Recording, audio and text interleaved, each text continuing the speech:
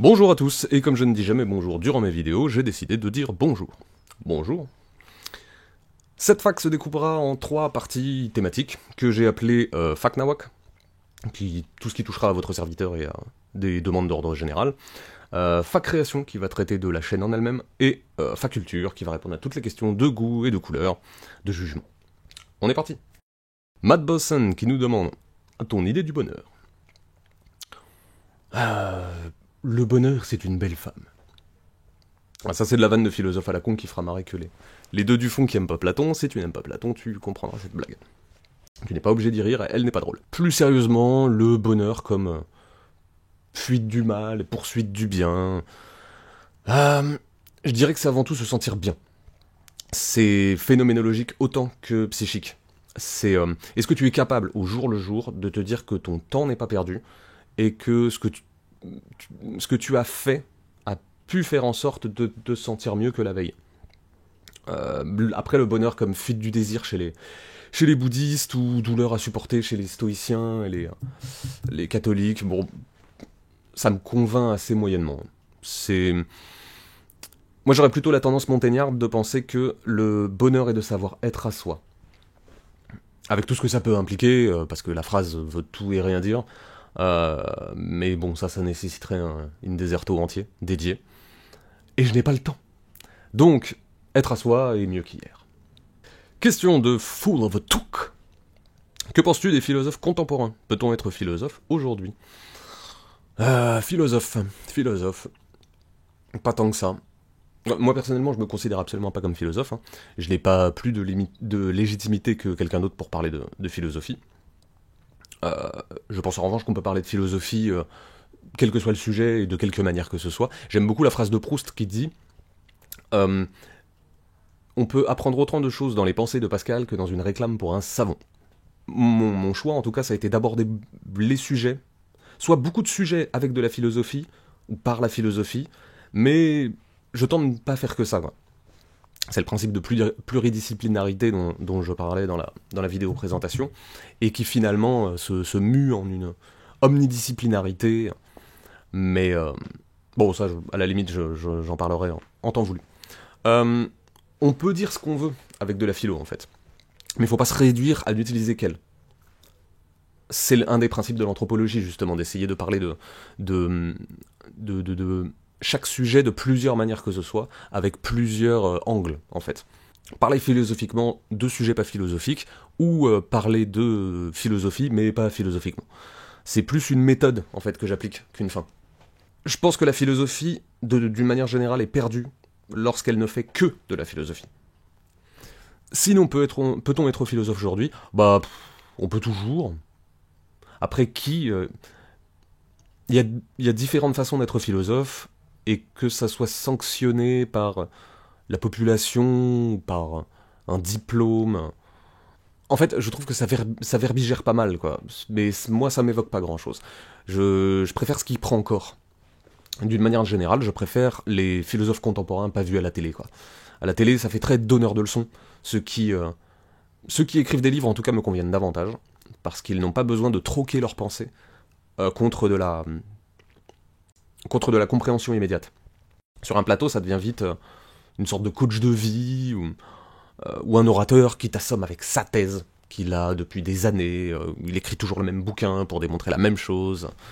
Ou alors ça parle de tout et de rien, et on se demande un peu du coup ce qu'est un philosophe, parce que, comme on dit, qui trop embrasse mal étreint, et du coup on invite un philosophe comme on invite un éditorialiste, quoi, pour lui poser n'importe quelle question, comme s'il pouvait parler d'absolument tous les sujets, surtout ceux sur lesquels il n'a aucune connaissance. De préférence avec des contradicteurs qui lui couperont la parole, afin d'être sûr qu'on ne soit pas plus avancé à la fin.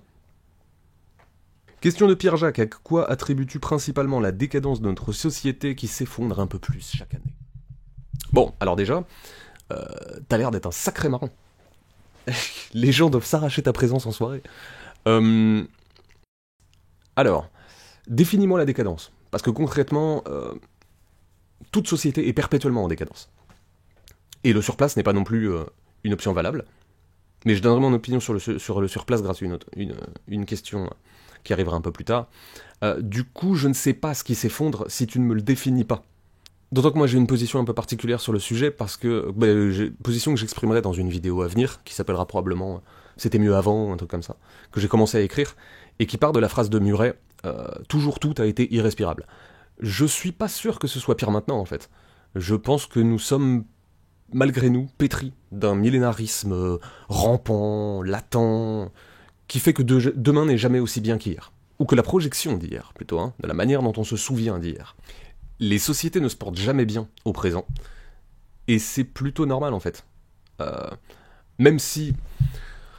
Il faut pas non plus sous-estimer, c'est pas de l'irénisme, il faut pas sous-estimer le fait que les conditions économiques, par exemple, se dégradent.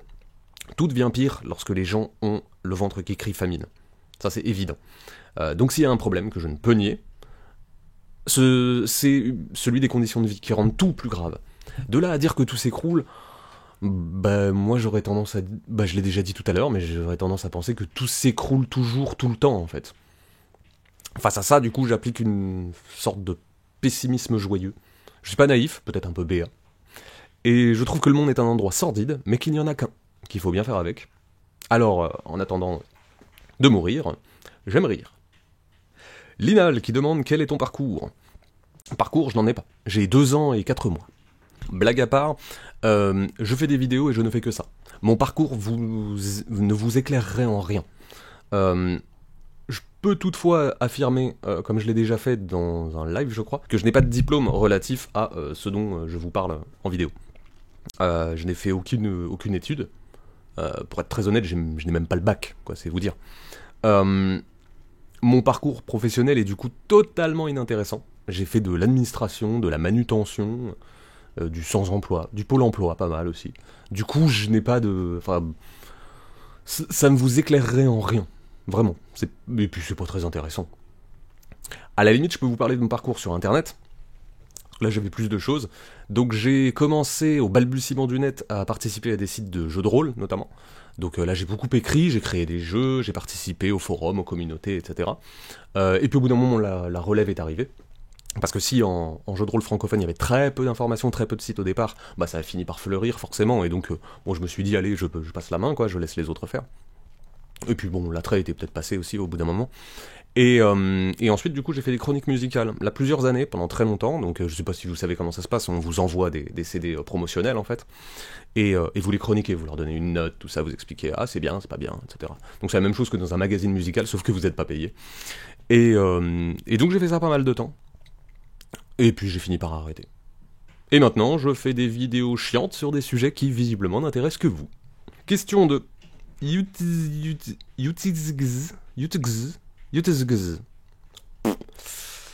Des affiliations politiques, religieuses, existentialistes, morales. Alors, on va les prendre dans l'ordre. Affiliation politique. La logique de parti m'indiffère. Voire elle m'énerve. Parce qu'elle semble condamner, mais ça je l'ai déjà dit, à tomber dans la posture. Voire dans le dogme. En revanche, il est évident que j'ai des opinions politiques, mais celles-ci sont pas déterminantes, vu que j'essaye d'avoir le maximum de recul. C'est impossible d'être parfaitement neutre, bien sûr. Donc vous avez bien dû vous rendre compte, si vous en avez vu plusieurs, qu'il y a quand même des choses il y a des informations qui transparaissent. Mais j'essaye au maximum de garder le cap, quoi. Pas forcément la neutralité, mais au moins un peu de recul. Ce que je peux dévoiler, à la limite, c'est que je ne crois pas au consensus, que j'ai plutôt tendance à m'orienter vers des antipodes que vers des solutions qu'on pourrait dire non clivantes. Parce que ce sont ce qui crée de l'homéostasie, du surplace, pour reprendre le fil de la question précédente, justement. Si vous êtes pour la pacification en toutes circonstances, vous êtes de fait pour le statu quo. Et le statu quo profite toujours à celui qui le brisera. C'est exactement le même processus que dans la vidéo sur la haine sur Internet, où je parlais de celui qui crie le plus fort sera celui qui est le plus entendu. C'est exactement la même chose. Donc si vraiment, soit le changement que tu veux pour le monde, le changement implique nécessairement un certain degré de chaos. Et le chaos, ce n'est pas confortable, mais il faut faire avec. Affiliation religieuse, je n'en ai pas. J'ai des désirs spirituels à combler, mais du coup j'ai développé mon petit syncrétisme dans mon coin, et Le monde me le rend bien en m'ignorant, avec patience. Concernant l'affiliation morale, je pense que je me définirais très simplement comme utilitariste matérialiste, déterministe compatibiliste et relativiste conséquentialiste. Question de flow, pourquoi t'es-tu mis à faire des vidéos? Comment as-tu intégré le Nesblog? Alors, motivation, besoin de créer. J'ai fait beaucoup de musique avant ça, j'ai inventé des jeux, j'ai un besoin impérieux, presque immanent de créer des trucs. Ça, c'est pour la motivation intrinsèque. Après, la motivation extrinsèque, c'est celle de constater qu'il existait peu de créateurs qui faisaient de la pensée en mouvement. Sortir de la vulgarisation pour faire de la construction, un peu plus. J'y reviendrai plus en profondeur dans une question suivante. Le déclencheur, comme je l'ai dit dans un live, c'est les attentats, je pense, de Charlie Hebdo et de l'hypercachère. Je me suis dit, allez, fais quelque chose, quoi. Quoi que ce soit, après tout... Mes vidéos, évidemment, vont pas solutionner, vont rien régler. Hein. Et surtout que là, en plus, la majorité de mes vidéos ont des thèmes qui sont absolument pas corrélés à ça, mais bon, bref. Mais le besoin de faire quelque chose quand même. Voilà, tout simplement. Pour le Nesblog, alors ça s'est fait très simplement. Salut, je fais des vidéos, cool, tu veux nous rejoindre? Ok. Alors pour reparler un peu de ça, j'avais commis il y a quelque temps une vidéo qui s'appelait YouTube, cooptation et amertume. Et à cette suite, lorsque j'ai intégré le Nesblog, c'est posé la question de savoir si je ne revenais pas sur ce que j'affirmais dans cette vidéo. Donc je reviens là-dessus rapidement, mais l'idée qui m'a été lancée, c'est la cooptation c'est mal, mais tu te fais coopter. J'ai eu à ce sujet un échange très intéressant avec un dénommé Monkey Mihawk, qui m'a répondu que l'intégration au Nesblog était une forme de cooptation. Et que ça pouvait entrer en contradiction du coup avec la vidéo. Ce avec quoi je ne suis pas d'accord. J'ai également eu la réflexion durant un live, tu es contre la cooptation mais sur le Nesblog alors quoi. Donc pour préciser ma position, car moi je trouve pas ça contradictoire, mais vous me direz ce que vous en pensez. Hein. Alors, en fait la vidéo ne dit pas, ou ne voulait pas dire, parce que comme vous l'avez remarqué c'était improvisé, je suis un bien piètre orateur, et j'ai tenté justement d'expliquer ce que je voulais dire parce que je suis pas particulièrement fier de cette intervention parce que j'étais très brouillon. Mais bref. Ça ne voulait pas dire toute cooptation est mauvaise. Mais il y a une forme de cooptation qui s'approche du népotisme, du favoritisme, et qui nuit au rapport de confiance entre les émetteurs et les récepteurs. Qui du coup peut engendrer une amertume, soit chez les émetteurs qui eux ne disposent pas de réseau, soit chez les récepteurs qui trouvent qu'un tel est favorisé alors que son contenu est tout moisi, quoi, concrètement. En fait, la vraie question, c'est celle de la différence entre le bon et le mauvais coopteur. Moi, j'y vois une différence assez importante parce que elle n'est pas que dialectique, elle a une incidence sur la réception et sur l'amertume qu'elle peut engendrer. Un ami coopté par sympathie, c'est une chose. Un collectif de gens qui ne se connaissent pas forcément et qui se retrouvent autour d'objectifs communs, c'en est une autre. C'est comme si on opérait une différence justement entre coopte un pote et coopérons entre semblables. Mais ça a pu être mal compris, et ce serait pas étonnant. Là, ce serait vraiment de ma faute. Hein. Du coup, ça, d'une certaine manière, ça justifie ma démarche, ou ma méthode plutôt. Et c'est pour ça que j'écris mes vidéos, et que je les relis 300 fois. J'en fais une seule où je me laisse aller, et bam, ça tombe, quoi, sanction immédiate. Mais, encore une fois, c'est ma faute pleine et entière, parce que je ne sais pas parler. Là, je n'ai fait que parler, je n'ai absolument pas lu. Et je sais écrire, mais je suis une buse en improvisation. Pour vous dire, la fac, là, elle est à moitié écrite. Hein. Alors, pas les phrases que je suis en train de prononcer, mais j'ai un petit déroulé quand même, parce que je ne sais pas parler. Et il fait tellement froid. Robin Petit-Gerbier, quelle est ta stratégie pour la diffusion des idées que tu portes? Penses-tu à intégrer ou monter un réseau de penseurs, influenceurs, vulgarisateurs, médiateurs, community managers? T'insères-tu plutôt dans une dynamique sociale et idéologique informelle? Sur quel marché cherches-tu à t'insérer? Quels sont les prérequis, culturels, attentionnels, idéologiques ou épistémiques que tu envisages pour ton public? En un mot, qu'est-ce qui te pousse à adopter cette forme de contenu? À qui crois-tu ou espères-tu t'adresser?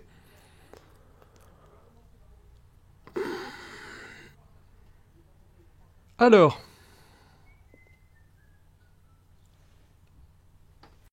je n'ai pas vraiment de stratégie car je ne fais pas la guerre.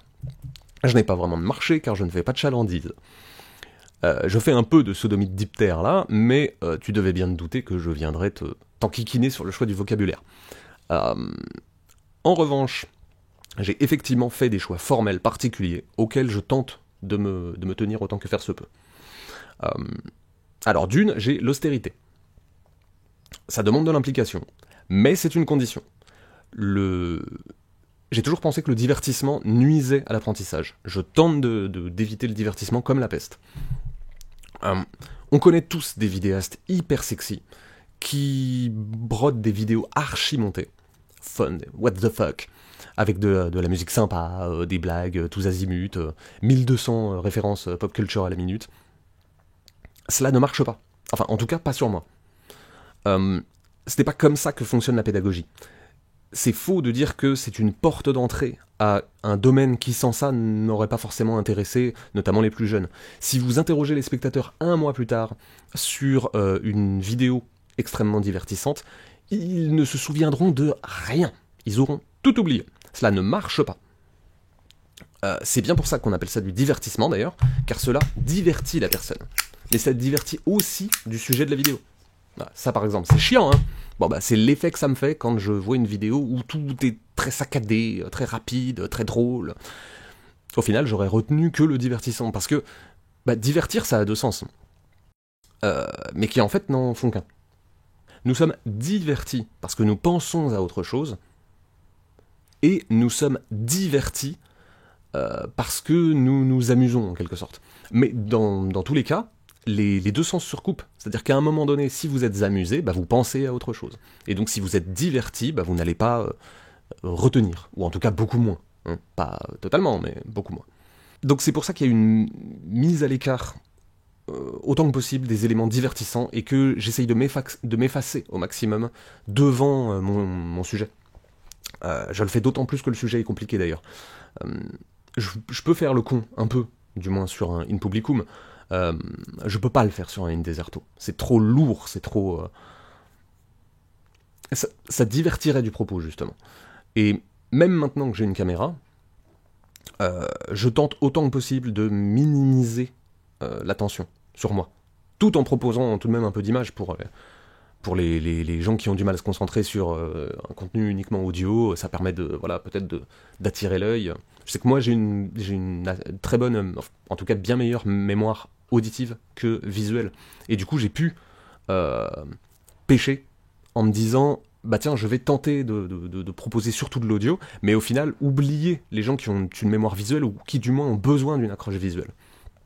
Du coup, je peux me permettre sur les épisodes d'In Publicum de faire un peu d'animation, quoi. Sur les In Deserto, si je continue à mettre de l'image sur les In Deserto, ce sera extrêmement sobre, parce que à la limite, ça permettra aux gens qui ont besoin d'une accroche visuelle de l'avoir, mais de ne pas les faire penser à autre chose pendant l'épisode, quoi. Et d'où le fait d'avoir tout de même ajouté de la vidéo, parce que... et puis au bout d'un moment, je pouvais pas non plus me foutre de votre gueule durant des années et de continuer à appeler vidéo des choses qui n'en sont pas. Deuxièmement, la construction. C'est ce que je pourrais appeler le piège de la vulgarisation. Il y a bonne vulgarisation et mauvaise vulgarisation, hein, mais je ne suis pas vulgarisateur, quoi. Ou pas assez du moins. On n'arrive pas, comme tu parlais du public, à quel public à qui crois-tu ou espères-tu t'adresser, voilà. Je pense à des gens qui ne sont pas là pour découvrir, mais pour approfondir. Il y a des vulgarisateurs très doués. Moi, je n'en suis pas. Je suis pas doué pour la pédagogie, et en plus, je ne le souhaite pas particulièrement. Le marché, pour reprendre ton terme, il est déjà trusté par des figures très importantes. Il y a déjà sur n'importe quel sujet. Quel intérêt j'aurais, moi, de faire une énième vidéo sur, je sais pas moi, qui sont les zadistes? Aujourd'hui, nous allons découvrir les zadistes. On s'en fiche. À un moment donné, il faut dépasser ça. Il faut creuser. N'importe quel sujet, d'ailleurs. Plutôt que de sans cesse les présenter, en fait. Et sur YouTube notamment, mais en vidéo d'une manière générale, en sciences dures comme en sciences douces, d'ailleurs, il y a déjà 100 vidéastes de chaque domaine qui se répondent sur ces sujets-là. Et je dis 100 parce que je parle que du francophone. En anglophone, à ce moment-là, on en aurait je ne sais combien. Qui présentent sans cesse les mêmes choses, les mêmes introductions à, et à un moment donné, il faut avancer, quoi. On peut pas rester sur de la 4e de couverture toute sa vie. Donc mon public, puisque tu voulais que je parle de vous, est à mon avis des gens qui connaissent déjà un peu les sujets, qui n'ont pas peur de se concentrer, et qui cherchent une pensée en construction, et pas en présentation. Question de l'Interpress Maximus Mayolek Popufan. Les thèmes de réflexion qui t'intéressent le plus, politique, comportement social, etc. Alors, y en a beaucoup. Les thèses compatibilistes me passionnent. Pour ceux qui ne connaissent pas, le compatibilisme, c'est l'étude de la réduction de la contradiction entre le déterminisme et le libre arbitre. Pourquoi et comment pouvons-nous être déterminés tout en étant libres, en fait.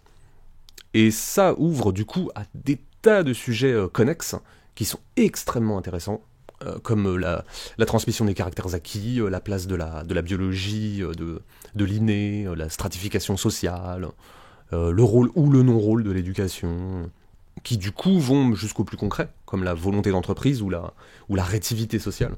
Autre sujet sur lequel je suis en train d'écrire un Indeserto d'ailleurs, qui va durer environ 3h40 je pense, les systèmes de croyance et de vérité. Pourquoi les gens croient, comment ils croient également, pourquoi les athées ne comprennent pas les croyants, en les prenant pour des illuminés qui croient n'importe quelle faribole et qui ne parviennent pas à s'en détacher. C'est le cas de certains, hein, qui du coup peuvent devenir dangereux, mais la majorité compose très bien avec le monde, sinon nous serions déjà tous morts, vu que nous avons tendance à oublier que le genre humain, dans son écrasante majorité, est croyant dans le monde. Et pourtant, la majorité des gens cherchent simplement à vivre bien, ou à vivre avec, ou pas forcément avec, mais en tout cas pas à se trucider les uns les autres, quoi. En plus, pour avoir survolé des questions théologiques sur cette chaîne, j'ai toujours été bien reçu, parce que je pense qu'on peut communiquer sur n'importe quel sujet, si tant est que l'on reste courtois. Les gens ont soif de communiquer en fait, y compris avec d'autres qui ne seraient pas d'accord avec eux, si tant est que ça reste cordial. Et je souhaite continuer car c'est un sujet qui m'intéresse, qui permet de créer des espaces de discussion des espaces neutres entre des gens qui, d'autres lieux, peuvent hystériser leurs croyances ou leur non-croyance. Mais quand on reste courtois et cordial, je pense que cela peut bien se passer. Voilà, le compatibilisme, les systèmes de vérité. J'ajouterais un thème connexe du coup, c'est connexe ou corollaire. Pourquoi les gens font ce qu'ils font? Pourquoi ils continuent à le faire même quand ça les rend malheureux ou violents? Ou quand cela rend les autres malheureux ou violents? Qui s'en aperçoivent, mais qu'ils se disent « Ah, le monde est ainsi fait ». J'aime réfléchir aux manières dont les gens rationalisent ce qu'ils vivent, mais là j'en dis trop, parce que ce sera le sujet des 2 prochains Indeserto. Ah oui, et le In Publicum sur le rastafarisme est toujours en écriture. Hein. Voilà. Mais il sortira un jour. Promis. Question d'Eliott 10 Petite Étoile. Vois-tu un problème à YouTube? Envisages-tu une alternative? La question semble être orientée. Si l'alternative est immédiatement évoquée... Donc, je ne vois pas de problème particulier à YouTube que ceux déjà bien connus d'être une entreprise privée, d'être très difficilement rémunératrice et de privilégier la quantité à la qualité. Sinon la plateforme elle-même, elle est extrêmement performante en comparaison des autres prestataires dans le domaine. Une alternative, pourquoi pas, mais bon, je connais que à l'heure actuelle du moins, je connais que des projets d'alternatives. Et pas de plateforme aussi simple et aussi performante, quoi. Sinon, dans l'idée, hein, si on me disait, il y a un site de partage de vidéos qui monte et qui offre des prestations satisfaisantes, le tout sans appartenir à Google, bah oui, ok, j'y vais. Mais là, présentement... Après, il est évident que le véhicule de vidéos pose aussi des problèmes, surtout pour ce que je fais. Il serait beaucoup plus digeste en bouquin, on va dire. Je devrais écrire des livres, en réalité, ou n'importe quel autre médium non linéaire, en fait. Et bon, le problème c'était vois-tu un problème... la question c'était vois-tu un problème à YouTube, et donc j'imagine que la question de la vidéo n'était pas sous-entendue. J'ai si froid. Boson fou, quel est ton livre préféré et ou auteur préféré s'il y en a un? Quels sont les 3 derniers livres que tu as lus? Alors, je ne lis quasiment plus que des essais, donc je vais au moins profiter de cette question pour parler un peu de romans. Mon auteur préféré, s'il y en a un, ce serait Philip K. Dick, dont j'ai lu pratiquement tous les romans, et c'est pas facile, il y en a beaucoup, à l'exception de ses romans réalistes, Humpty Dumpty, tout ça, je n'ai pas lu, je ne les ai pas, sinon j'ai pratiquement tous ses romans, et la quasi-totalité des nouvelles également, même si là c'est plus facile, hein, c'est beaucoup plus court. D'ailleurs, à ce sujet, si la vidéo, notamment pour les nouveaux arrivés qui ne l'auraient pas vu, j'avais commis une vidéo sur The Man in a High Castle, la série d'Amazon, qui est basée sur le bouquin Le Maître du Haut Château, de Philip K. Dick, qui a été striké parce que je comprends pas pourquoi. La vidéo faisait 30 minutes, il y avait 28 minutes de contenu protégé, je ne comprends pas pourquoi elle a été strikée. Elle est toujours sur Dailymotion, donc vous pouvez aller la voir si jamais ça vous intéresse. Je suis pas très très fier de cette vidéo, notamment de la première partie qui est un peu longue je trouve, hein. Mais la deuxième partie en revanche qui analyse le bouquin m'a paru plutôt intéressante, donc si jamais ça peut vous intéresser, n'hésitez pas, Dailymotion in Deserto, elle y est. Et au débeauté dans les romans qui m'ont marqué, que du coup j'ai lu plusieurs fois, il y a le HHHH de Laurent Binet, dont je parle d'ailleurs dans la vidéo sur The Man in a High Castle.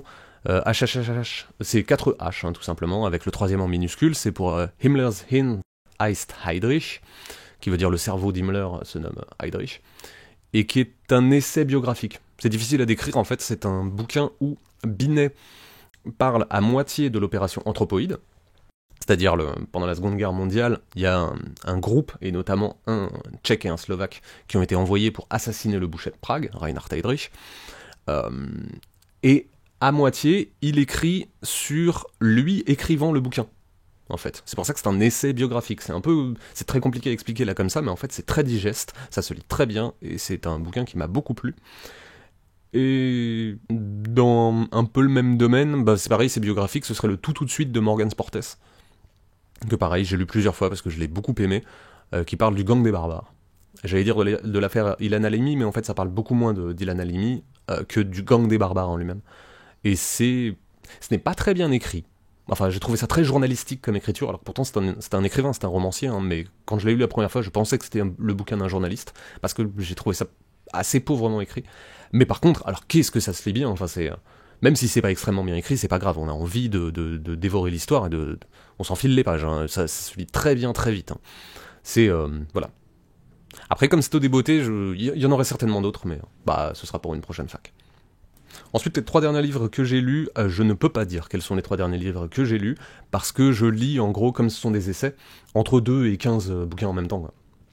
Du coup, c'est difficile, je sais même pas lesquels j'ai vraiment terminé, est-ce que je peux dire que...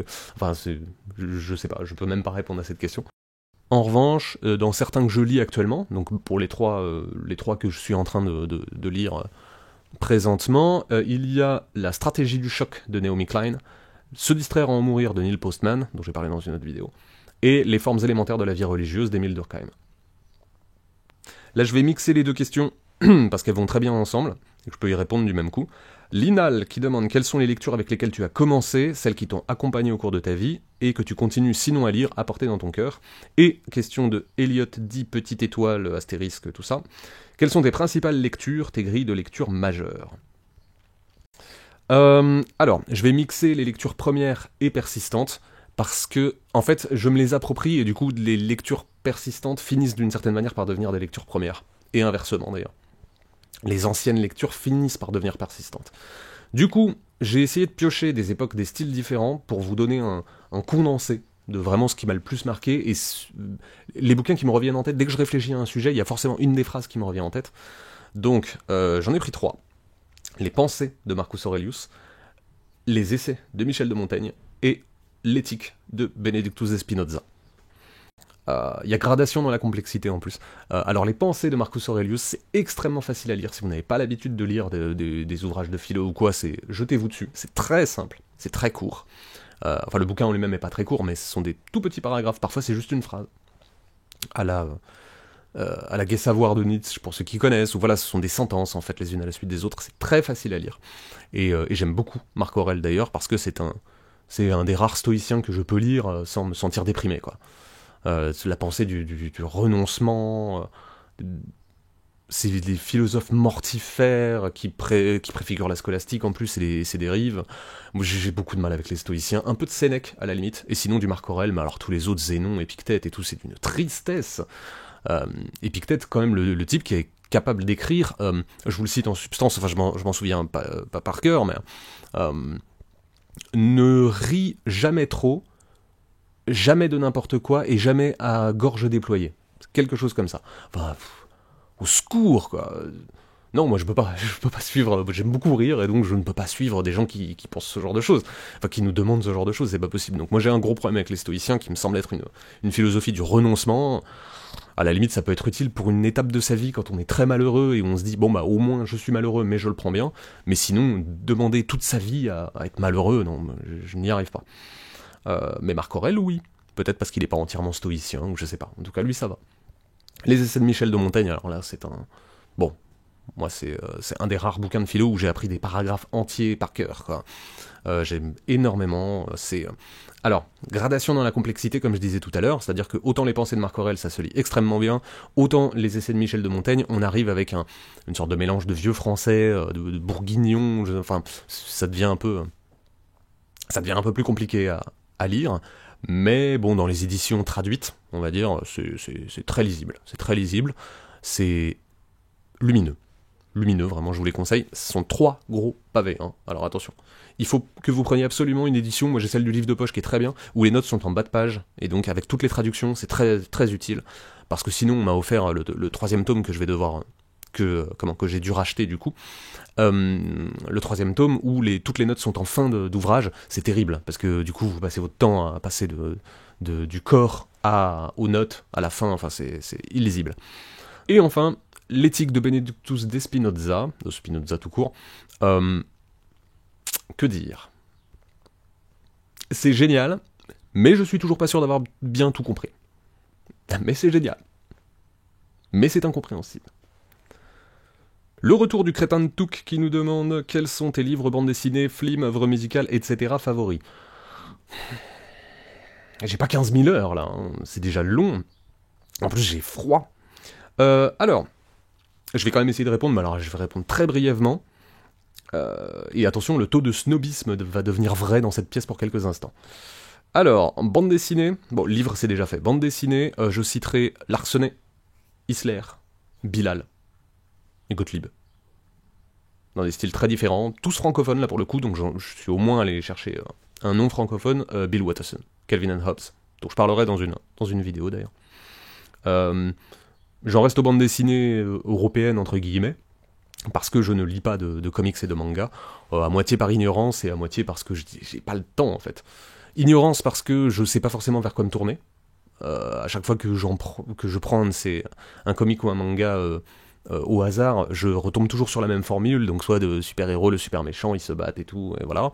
Soit le jeune homme qui a une épreuve spirituelle qui va devenir de plus en plus fort, etc. Ça m'intéresse pas énormément, et du coup je sais que certaines personnes pourraient certainement me conseiller d'excellents comics ou d'excellents mangas en me disant non mais ça c'est vraiment bien et ce serait sûrement très bien, mais là j'ai pas vraiment le temps, de m'y pencher. En plus j'ai tendance à, quand je découvre quelque chose, à essayer de le découvrir au maximum, et donc il faudrait que j'en lise plusieurs, et bon, je n'ai pas le temps. Film, alors bon, il y en aurait beaucoup trop, beaucoup trop, donc à la limite je peux au moins défendre un style qui est souvent décrié. J'aime beaucoup les films contemplatifs.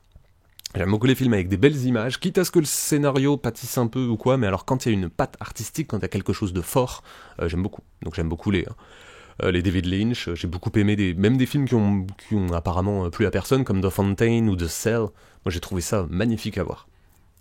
Après les histoires tiennent généralement sur un post-it, mais j'avoue que, au moins pour les défendre, au moins par esprit de contradiction, j'ai envie de dire, tiens ça c'est plutôt bien. Et j'ai adoré Taxidermia. Je sais pas si vous connaissez, c'est Palfi, je crois, un cinéaste hongrois. J'ai adoré, c'est un des films qui m'a le plus marqué. J'en reste encore pantois.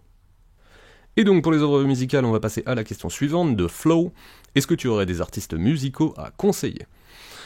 Alors, j'aurais des milliards de suggestions à faire, donc pour que ça ne dure pas 112 heures et que je ne finisse pas définitivement gelé, je vais vous donner mon classement 2017. Qui fut une bonne année, au moins pour les artistes musicaux que je suis de près. Sans ordre, tout style confondu, je vous les donne comme ça, hein.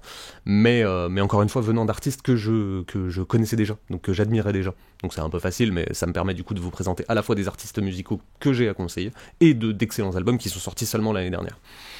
Et si ça vous intéresse, je vais mettre un titre de chaque artiste. Je sais pas, je le mets dans la description ou peut-être au montage, je vais voir. Et je vais voir. Vous êtes en train de le voir. C'est compliqué le temps. Bref. pour vous aiguiller. Un titre qui, à mon sens, résume le groupe.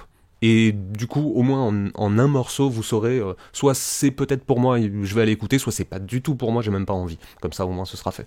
Premier album 2017, Volo, avec chanson française. Excellent nouvel album. Et heureusement, parce que le précédent Sans Rire était un peu tout pourri. Et c'est triste, parce que sinon tous les autres albums, c'est un sans faute. Il y a juste celui-là, mais quand on en est réduit à faire des remixes de ses propres chansons, c'est qu'il y avait un problème durant la production, j'imagine. Bref. Chanson française, génial. Si vous aimez la chanson française, mais qui ne fait pas vieillotte, quoi. Surtout si vous êtes très jeune, chanson française, ça peut faire un peu peur. Non, là c'est très bien, c'est très actuel. Bon, moi c'est un groupe que j'apprécie beaucoup. Un des rares groupes français que je suis encore, d'ailleurs. Là, c'est tout bon. Ce sont des paroliers d'exception. Ce sont deux frères, dont un était dans les Vriggles avant, et l'autre était, je crois, a été ingé son, justement, du même groupe. Mais ça ressemble pas vraiment, enfin, de très loin, aux Vriggles. Hein. Les paroles sont toujours géniales, la musique est géniale, ce sont d'excellents guitaristes acoustiques en plus, ce qui est suffisamment rare pour être signalé, parce que dans la chanson française, généralement, c'est je fais mon barré, et puis voilà, quoi. Et donc je vous encourage à écouter cet album, qui en plus s'écoute très bien, et qui est relativement court. Deuxième, Diablo Swing Orchestra. Alors c'est un virage assez important, parce qu'ils ont intégré une nouvelle chanteuse et pianiste, qui apporte un truc en plus. Au début, ça pouvait faire un peu peur, et puis finalement, qui s'en sort très très bien. On touche au style qui me fait là le plus vibrer, c'est le crossover. Actuellement, j'écoute, depuis quelques années même, j'écoute pratiquement plus que du crossover, c'est-à-dire, pour ceux qui ne connaissent pas, c'était pas vraiment un style musical en fait. Le but, c'est de mixer différents styles musicaux. Et donc, dans une même chanson, vous pouvez avoir un passage reggae, un passage rock, et terminer sur du dubstep, quoi. Et dans cette cour-là, le Diablo Swing Orchestra s'en sort extrêmement bien. Ce nouvel album est peut-être un peu moins hard que les autres, un peu moins métal, quoi. Et donc c'est très bien, notamment si vous avez du mal avec les musiques un peu agressives, celui-ci est très peu agressif. C'est de la disco klezmer en furie, quoi. C'est indescriptible, je peux pas vraiment vous en parler, il faut que vous l'écoutiez. Nick Cave and the Bad Seeds. Alors là c'est dur, parce que c'est l'album de la dépression ultime. Probablement un des moments musicaux, on va dire, les plus bouleversants que j'ai entendus de ma vie, avec l'imprudence d'Alain Bachung et la satyagraha de Philippe Glass, enfin les choses vraiment qui prennent aux tripes, quoi. Donc ce nouvel album, il est très dur à écouter. Si vous ne connaissez pas Nick Cave, ne commencez surtout pas par là, surtout pas. Allez écouter des albums de son entre-deux, on va dire, c'est à mon avis ce qui est le plus facile à écouter. Pas le tout début, pas la toute fin, hein. Entre les deux, c'est très bien. Alors c'est difficile parce que en fait il a écrit son album et quand il est parti pour l'enregistrer, en France d'ailleurs, son fils est mort. Fils de jumeaux en plus, donc le frère reste. Et du coup ça pèse, surtout l'album, ça pèse, c'est sensible, hein. Là vraiment il y a quelque chose de très dur, très très dur. Grosse implication, évidemment, de lui comme de la composition, des musiciens, etc. Donc c'est pour ça que c'est bouleversant. Après, c'est pas un album qu'on met en voiture pour aller bosser, hein. Vraiment pas. C'est difficile à écouter. Ça a tiré un excellent reportage, documentaire, je sais pas comment on peut l'appeler, un réalisateur qui avait déjà fait un film sur Cave quelques années précédemment, et qui là l'a suivi pendant l'enregistrement de cet album, alors que le fils venait tout juste de mourir, à quelques jours, voire peut-être même quelques heures après. Et le document est... ça refroidit, hein. Ça refroidit, mais c'est magnifique.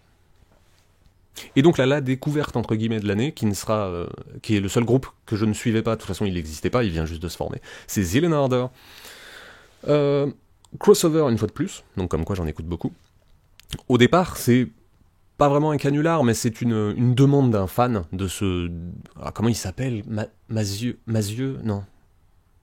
Alors je sais plus, mais bon bref, du compositeur, chanteur, guitariste du groupe, qui a demandé sur 4chan des suggestions en fait pour faire de la musique. Qu'est-ce que je peux faire comme musique, qu'est-ce que je pourrais enregistrer, et on lui a proposé de mélanger la black music avec le black metal.